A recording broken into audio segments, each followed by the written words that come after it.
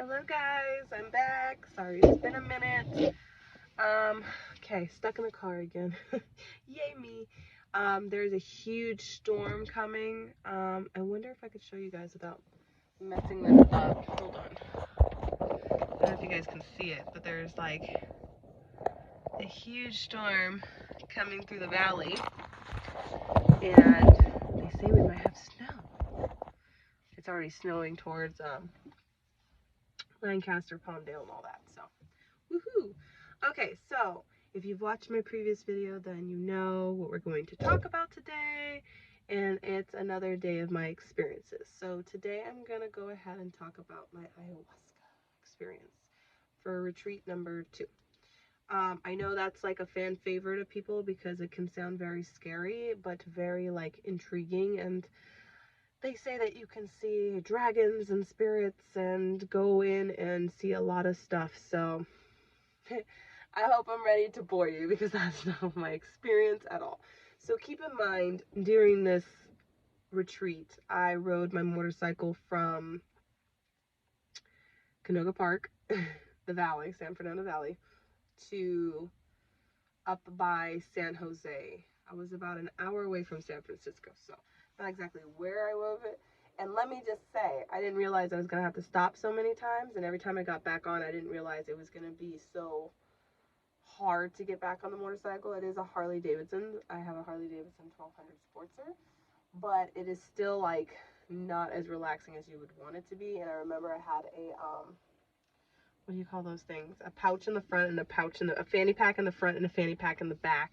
And I had like a little backpack that I just shoved as much as I could into it. So that is how I left, and I left sick as hell.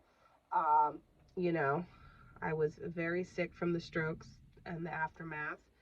So I was not in my well mind to be riding, but like I knew that was the best way for me to get up there, especially with our situation with the cars and everything. So I left it in God's hands. But on the way down there, I didn't plan for as many stops as I needed for gas and all that. So I mean, I put a 3-gallon tank on my bike. It used to be like a 1 point something, which you can't get anywhere with. But I still had to stop several times and take a couple minutes to rejuvenate. And I barely got there in time for the combo, which I'll talk about in another video. So I was hauling ass to get there on time. And then you had to like get off this place, and they had rented out an Airbnb that was like up in the forest, and I will totally try and post pictures too. And it was like going towards up, and then like I stopped, and some guy like got in, he like let me go, and so I was now in front of him, and then I stopped and realized, like, because my maps are not that great when you're on a motorcycle and you're hearing it from your helmet, and I remember there just being a huge like cliff. Okay, so there's a cliff on the side, so like right here is where my bike cuts off and you just go off, like there's nothing stopping you from going off.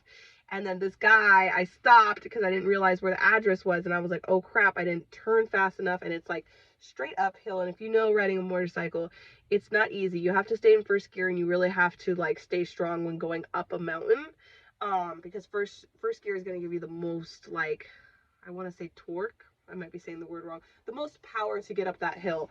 And when I had stopped, like I was stuck frozen. Like I knew if I like went this way, I was going to lean back because I was already too heavy, too light for the bike, and the bike was already kind of starting to lift.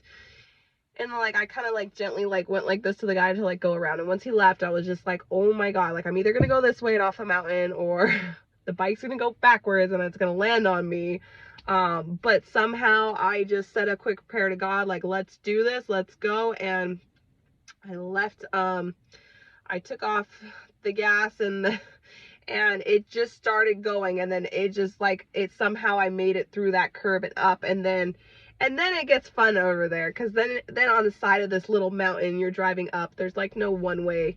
It's like one way for cars to either come up and down, and there's speed bumps. There's speed bumps going up and down, so every time my bike hits it goes whoop, and then like you're kind of like stuck like right near the mountain, like where you could just pull over. So it was pretty intense. It was a pretty intense experience. I'm grateful I made it up there. And then I went too far, and I went up this like gravel road, and anybody that knows that rides, that's like fishtailing your bike, right? And I finally called the shaman. I'm like, I can't find this place. Like, I went inside. There's nobody there. It seems like a nice home. And he's like, oh no, you went to the actual person's home, the Airbnb. You have to go back down and then back up this gravel road. So when I got there, I was exhausted and I went directly into the combo. I blasted the combo out in like 20 minutes. It was phenomenal. And then we were resting and waiting for the ayahuasca experience to start. So ayahuasca is taken at night. It's a night ceremony. And you get a cup of I call it black juice. You get this little cup and you come up and you will take it, they'll bless it, they'll do everything they need to do, and you take it. And some people within like 15-20 minutes will start to feel the effect. And for me, like, I was so exhausted from the trip. I was so exhausted from everything, but like I wanted this experience to happen. Like obviously it was life or death for me. This was like my last option of going back in and trying to talk to and look through whatever I needed to look through to help with, the strokes and the illness I was having and all that. So what I did was I kind of tried to relax. And then I started to feel like a little buzz, like that feeling your body gets.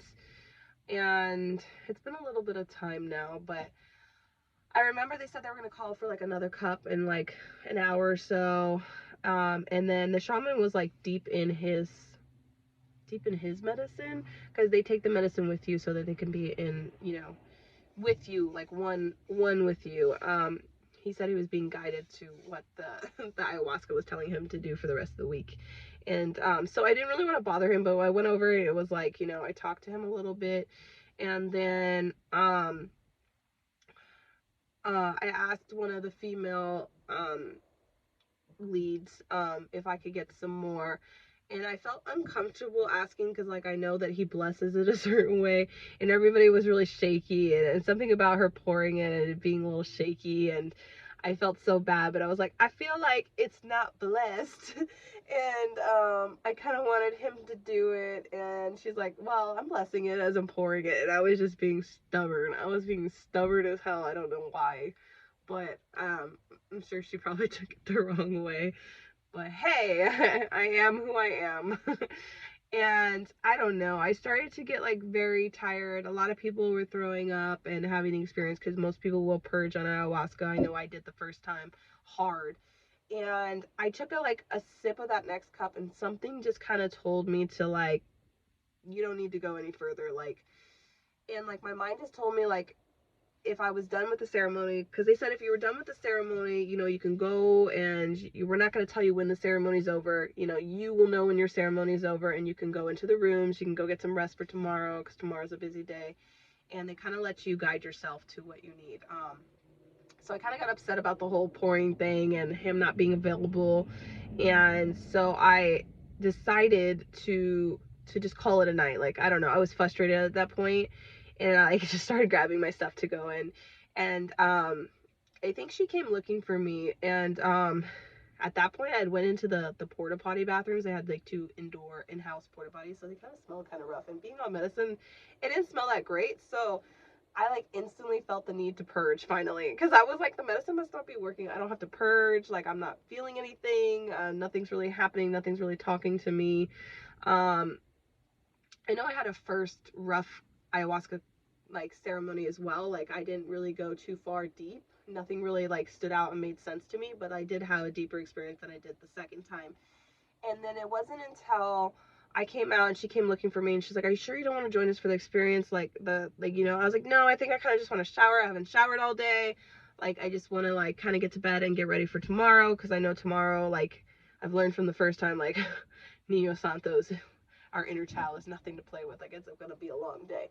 So she was like, I'm sure you should come back with us. And it's funny because right before she had found me, I finally like purged into Mother Nature. Like, I could not stand the smell of that bathroom, that I felt so bad. And she's like, if you're purging and you're probably still like experiencing something, you should probably come back to the ceremony. And I was like, I promise you it's from that bathroom. Like, it is not from the ayahuasca at all. And so I decided to go in, and so then I decided to take a shower in these like shower halls they had, and that's maybe when my experience kind of started for me, but it was a different experience. It was like, it wasn't like super an ayahuasca experience. I think it was like a life lesson for myself experience. And so I was starting to shower, and I noticed that I was a little wobbly, but not very wobbly, almost like, you know, you're lightly buzzed. And I couldn't figure out how to work the showers. Like, it was so cold. Like, it took me, I think, 30 minutes to figure out how to shower, and it just was confusing. Like, I kept turning it each and every way, and it kept seeming like it was staying cold and all that. So it was really hard. And then to like bundle up and put on no more clothes because we were in the mountains, you know. But then finally when I came in, I was like, finally, like, okay, I'm gonna pick a bed, I'm gonna relax. And then I saw this fire burner, and it had instructions above it, and the instructions were like so detailed but so long. And I don't know about any of you guys, but when I see instructions, I automatically go like this, and like, no, I can't do it. like I automatically turn myself off to, I can't do this. But really, I don't want to do this. Like, it's too much work for me to go into this and read this all. So usually I'll pass it on to my husband or somebody else, right? That's just something I do. Some people get excited for instructions. I don't. Like, I get confused. I have dyslexia.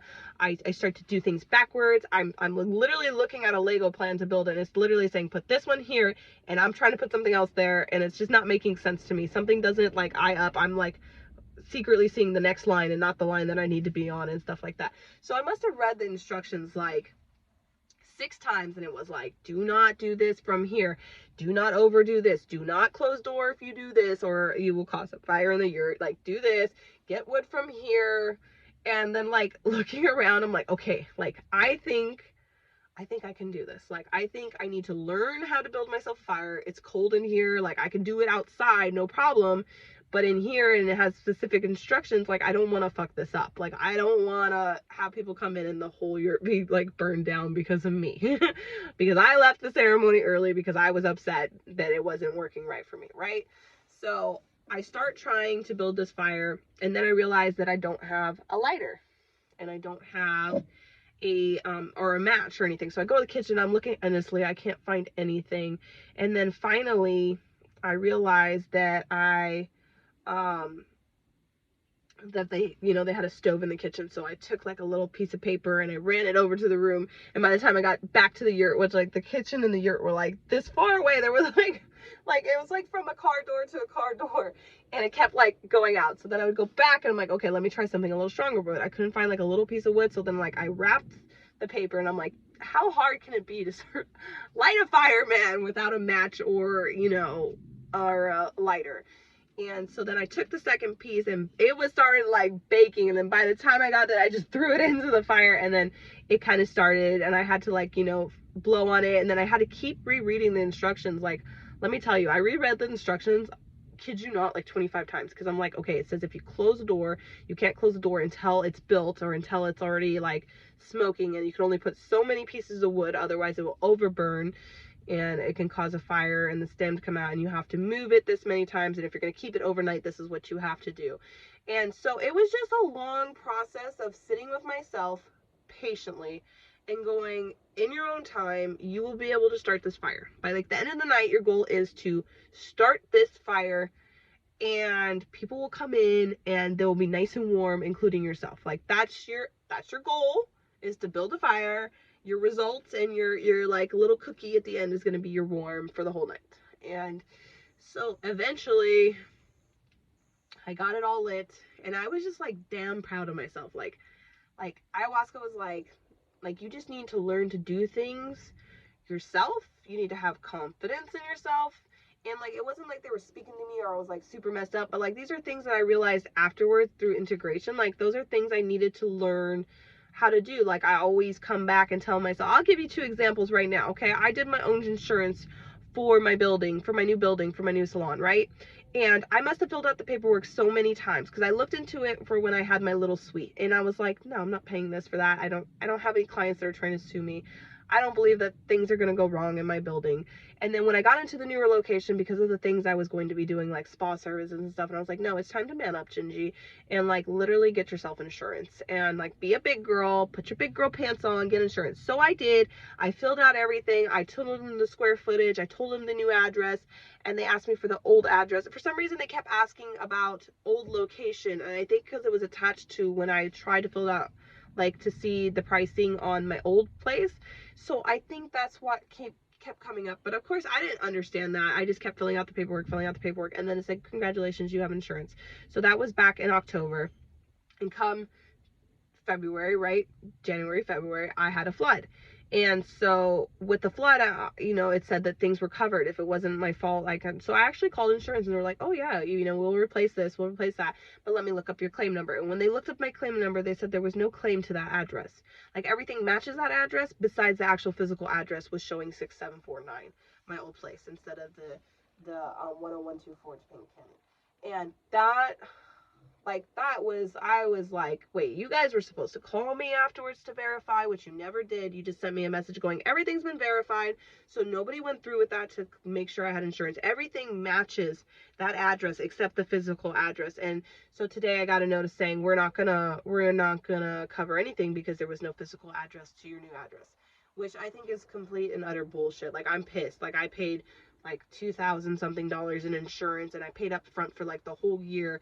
And again, I want to be angry with them, but like I didn't do something right. And like I want to put that blame also on my husband, right? Because my husband didn't help me do it. I asked him like 10 times because me and computers, we're not simpatico. So I wanted him to help me so that I know for sure 100% somebody was there with me doing it, but he didn't know it either. So what is the point of him doing it if he doesn't know it? Then we're both doing it together, right? And at that point, nothing's coming through because we're both doing it wrong. And then at the end of the day, I'm going to try and blame him, right? So life lesson is either hire somebody that knows what they're doing or call and say, I don't know how to do this. And if you want me to be insured under you guys, I want you guys to follow through with me and do it step by step with me, or have them do it. Because they said it was kind of weird that I was able to go online and do a quote on my own and then submit it on my own instead of somebody verifying it, which I think is a fault on their end. Like somewhere I got thrown through the cracks and nobody verified anything.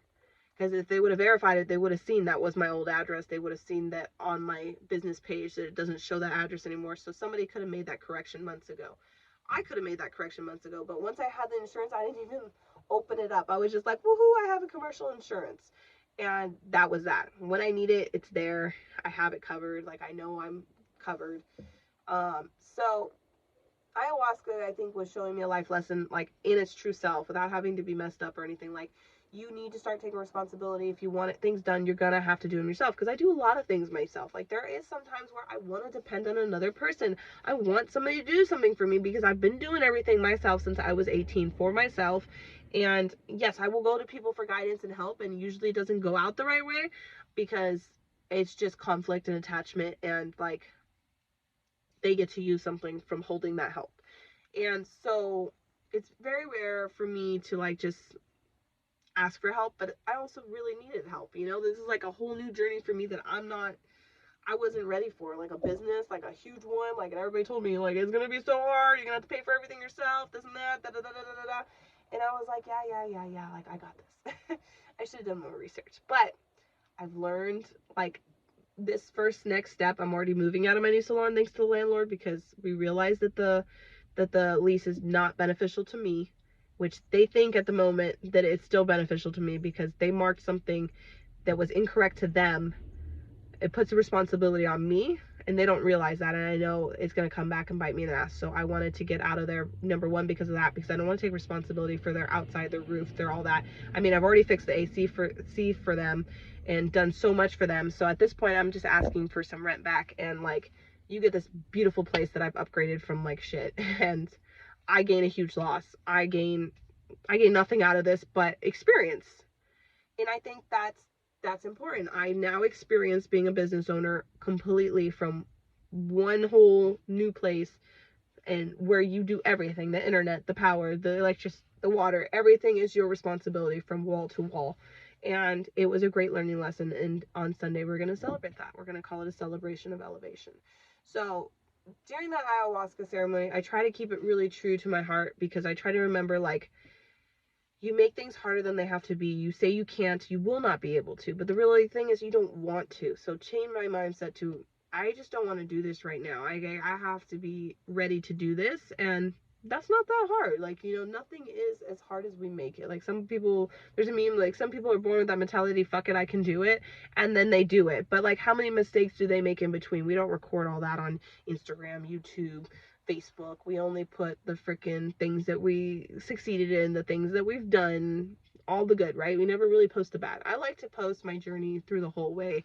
And I've gotten a lot of feedback on, like, I respect hearing your whole journey. Even when I was in AA doing more meetings and speaking, like, I respect the fact that you told us, like, how you got there, how you did it, like, section by section, rather than just like, this is how it was and this is what I do now, like, figure it out. Like, I really, like, stepped onto, like, this is what I had to do this year, and next year, like, the next year I had to do this. Like, it's completely different, and not everybody's going to be the same. People are, of course, are going to be there to guide you, but not everybody has the same experience. So that was my ayahuasca night, and I was super happy because I remember everybody coming in at like 4 a.m. and be like, oh my god, it's warm in here. And like, we talked about it during our integration, our sharing circle the next day, and I was like, and they were all laughing about that story. They were just like, yeah, we came in, it was warm, but like, I put a lighter by my bed, you could have used that. And I'm just like, well, I didn't want to go through people's things and like just start using people's stuff. So the next day I was like, and then somebody tried to start the fire the next day. I'm like, hey, what are you doing? That's my fire. Like, I built a relationship with this machine. You go away. It's my, we're all like trying to fix the fire. I was a little too crazy about the fire. But that in general was my ayahuasca experience. And I will say this, when you're doing a 4-day medicine circle, so this was a 4-day medicine circle. One day, the first day was optional combo, and then ayahuasca was the first night. Niños Santos was the second day, which is mushrooms. The third day was San Pedro, and then you had optional Sananga and Hape at the evening. And then the fourth day was Bufo. Right before you leave, you have a spiritual experience, and then they kind of call Bufo like a 2-minute experience with God, like your experience with your higher power. And again, the first day retreat, ayahuasca really didn't help me in the first retreat. San Pedro didn't really work for me. It answered some questions, but like, I didn't have to be messed up to feel that. And I think the big background of that is I don't want to feel messed up, because I don't want to lose my sobriety date, even though I've only had issues with alcohol and nothing else. Like, I've never even taken a medicine or a drug until the day of that I went to my first retreat. Which is considered medicine to them. Like, it's only there to help you. And I've done everything so far with intention. Like, what is your intention behind it? And if you set intentions with anything, like, it can be profoundly, because that's what the medicine's going to show you. That's what the medicine's going to do. If you ask, you shall receive. But if you don't ask, yeah, it's going to go all over the place. And it might be just like a big party, or you can even ask it like, today I'm just looking to have fun and celebrate. And like, go as far as I want to go in the universe. Like, you can ask it those things. Have I done those things? No. I'm too scared. But I'm like, I'm a bitch when it comes to it. I'm like, yo, ayahuasca, I hear you're a nice lady. I hear you like bring out experiences, like, but keep it calm, keep me safe, like, protect me. Like, I'll say that with any medicine. Protect me. Like, protect me as in like, I'm safe and the cops aren't coming and I'm not running naked down the street. Like, that's how far I ask for protection. Like, I have to be literal, because if you're going to ask for abundance and you're going to ask for things and you're not specific. Somebody once told me, if you ask for abundance and you don't specify, they'll give you an extra 3 beans on your burrito at Chipotle and there's your abundance. Like, you have to be very specific when you talk about these things. So it was very specific. And like I said, with the 4-day medicine circle, not everything is going to be like a super powerful experience. Everything leads up to whatever your experience was, what you were trying to create as a whole. And I will go into my first whole experience on my first retreat and my first whole experience from my second retreat, and what I was looking to go in for and what I came out with, and it didn't match what I was trying to do. And I will do another video of that, but I wanted to share just personally my ayahuasca experience. So I haven't been shot to the moon and back. I haven't seen other realms and other monsters, but I have learned life lessons that, like, if you really are silent within, Like, you just take a minute to sit down and, like, not be frustrated about the fact that the ayahuasca wasn't hitting me like everybody else. Not be frustrated that, like, you know, I want to take a shower and it's not happening right now because I'm still a little buzzed. Like, maybe she was right. I don't want to go back in there now because I'm already out here. Like, if you just quiet the mind and, like, really listen within, the answers will come. Like, if I can ask Mike, like, today I've been feeling so much back pain, but I already know what it's from. But, like, everything emotional stems from something physical, and not like everything physical stems from something emotional, and not like I'm talking about like your physical being, like, of like, oh, I'm just an emotional person. Like, I'm not talking about your feelings. I'm talking about something in your timeline, something in this lifetime, something in that lifetime. Obviously, you've seen with my emotional experience with my past life, that's what led to all those situations. And so if you're able to go in, like, you can go in and be like, grab that back pain and say, hey, why are you here? What are you here to teach me? What do I need to understand from this? And then thank it. That's what I've learned, to thank it. Thank the pain for coming on. Thank you for sending you signs that you need something done, or there's something you need to work on. Like, thank it, because it's very powerful once we listen to our bodies. And not everybody understands that and believes that. But once you start to experience it, like I have from these 2 retreats, you'll be like, man, like, this stuff really works if you put it into practice, though. Because I can go home and just be a complete bitch to my husband and be yelling and screaming. Like, I just told my husband today, I have, you know, the 5 like love languages. There's a 6th one they don't talk about: yelling. Okay, yelling is my love language. I'm pretty sure this year loving is gonna be my, like, I will be and I will be yelling. I'm not gonna lie. Like, I yell and I'm like, get away from me. Like, oh my God, you're not helping me right now. I'm like, like, I'll just yell to get it out sometimes. And I can see that, like, going into my children, because I'm like, no, I don't know what to do. I'm acting like mommy. I'm just letting my emotions out. And I'm trying to, like, learn to do it in a healthier way, but, like, progress, not perfection. But, like, the more I yell and get it out, the more my husband's like, oh, you are just so, there's my little firecracker. Like, nothing I can do can get my husband to just go sign the paperwork to divorce me and just move away. But then again, a lot of people go and shake his hand like, oh, I don't know how you do it. Eric Landine. He'll be like, I don't know how you do it. Like, I need to shake your hand, buddy. Like, great for you. But at the same time, like, I deal with all his shit too. Okay, guys, you don't see the behind the doors. I have a million people calling me, of course, when I start a video. But what I want to reiterate is, like, I can go and put all this into practice and believe in it, but the more I push it aside and come home and don't integrate it into who I am and into my life, you know, then it'll come back. And that's exactly what the shaman taught me about the whole mushroom experience that day. Because, like, that night, I felt like I had this naked, like, you know, not naked, this dead lady on my chest. Like, and she was suffocating me, man. And it wasn't until he handed me a piece of beef jerky, because that's what he had promised her as a joke, and she took it, like, literal, because I'm a literal person, so I can imagine why she took it seriously. She, like, latched onto that beef jerky. And not until then did she, like, release me and let me be in myself to where I could concentrate. Because imagine a dead lady sitting on top of your chest and you're the only one that could see it or feel it. And you start to get emotional and things start to come back. And he's like, hey, whoa, what did we just work on? Like, didn't we just go through all this work, hours of work with you? And you set up all these intentions, you signed paperwork, you signed contracts, you told yourself you weren't going to do this, and 2 seconds later you're giving in and you're going to go back to that thing. No, you're not going to be this big baby. You're going to go and do it. And it's so easy for it to revert back into our life, and it's the challenge is whether we accept it or not. If we accept it, then we're just going right back into our old ways, and we're like, oh, we're stuck again. But no, we know how to form, and it's okay to take a step back. Just notice it.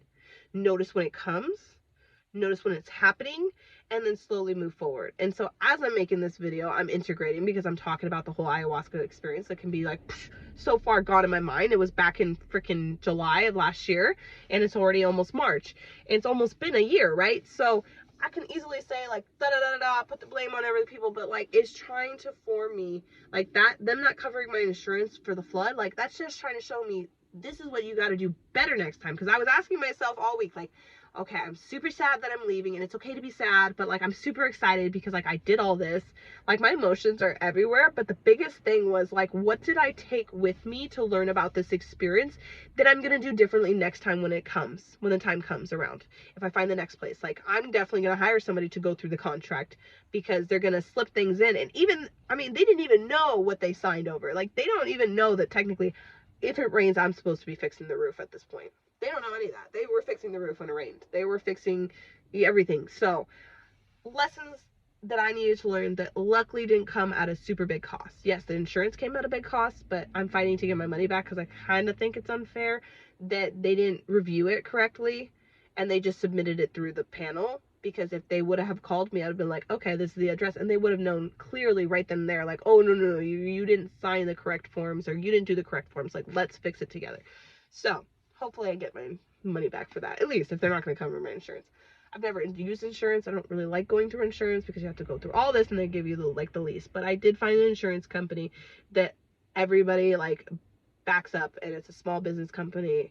It's for small businesses, and it's called Next Insurance. And again, I'm canceling them, but I wish everybody else good luck with them because I hear it's really good.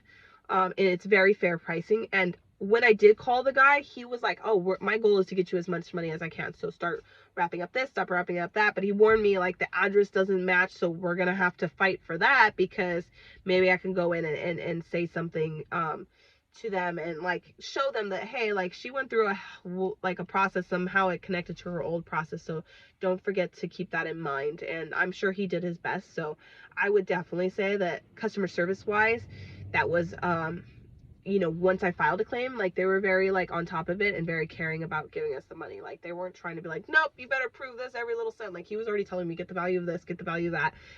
If you don't have the value of it, we'll match it, like just find something similar.